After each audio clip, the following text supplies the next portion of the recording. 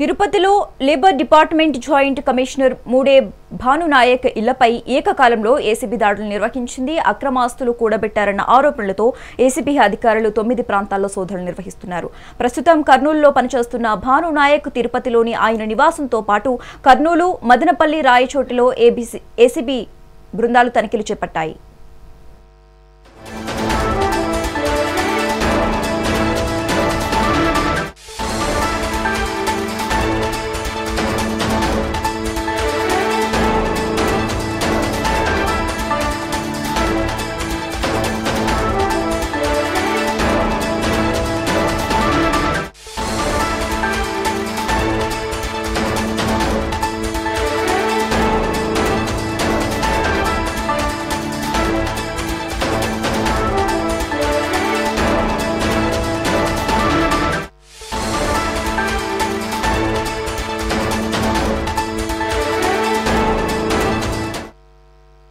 తిరుపతిలో labour department joint commissioner మూడే భానునాయక్ ఇళ్లపై ఏకకాలంలో ఏసీబీ దాడులు నిర్వహించింది. అక్రమాస్తులు కూడబెట్టారన్న ఆరోపణలతో ఏసీబీ అధికారులు 9 ప్రాంతాల్లో సోదాలు నిర్వహించారు. ఇక ఇదే అంశానికి సంబంధించి మోర్ అప్డేట్స్ మా ప్రతినిధి రమణ కుమార్ ఫోన్ ద్వారా అందిస్తారు. రమణ కుమార్, ఏదైతే తిరుపతిలో ఏసీబీ అధికారులు ఏకకాలంలో దాడులు నిర్వహించారు.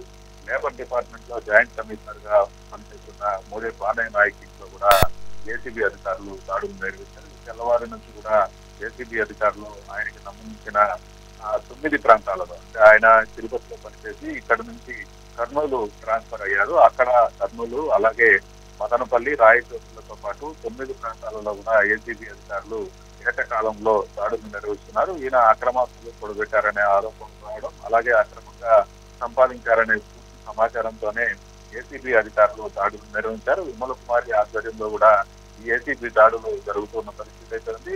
అక్రమాస్తులు కూడబెట్టారనే ఆరోపణలు తీవ్రంగా రావడం, అలాగే ఆయన తిరుపతిలో పనిచేసినా లేకపోతే కర్నూలు వేరే చోట్ల ఎక్కడ పనిచేసినా కూడా అక్రమాస్తులు కూడబెట్టడంలో ఆయన ఎక్కువగా ఇన్వాల్వ్ అయ్యారు. అక్రమాస్తులు కూడబెట్టారనే ఆరోపణలతోనే ఆ ఇంటి మీద కూడా దాడులు నిర్వహించారు. అలాగే కర్నూలు, మదనపల్లి, రాయచోటిలతో పాటు ఏకకాలంలో 9 చోట్ల కూడా ఈ ఏసీబీ అధికారులు 9 బృందాలుగా కూడా వెళ్ళిపోయి ఏసీబీ దాడులు అయితే నిర్వహిస్తున్నారు. ఇతని వద్ద నుంచి ఎంత రికవరీ చేశారు, ఎలా ఆస్తులు సంపాదించారు అనేది కూడా పూర్తి స్థాయిలో తనిఖీలు అయితే చేస్తున్న పరిస్థితి అయితే ఉంది.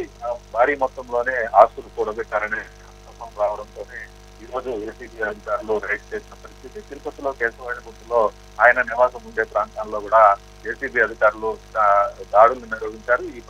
ఈ సందర్భంగా వారికి అనేక పత్రాలు కూడా దొరికినట్లుగా కూడా తెలుస్తుంది.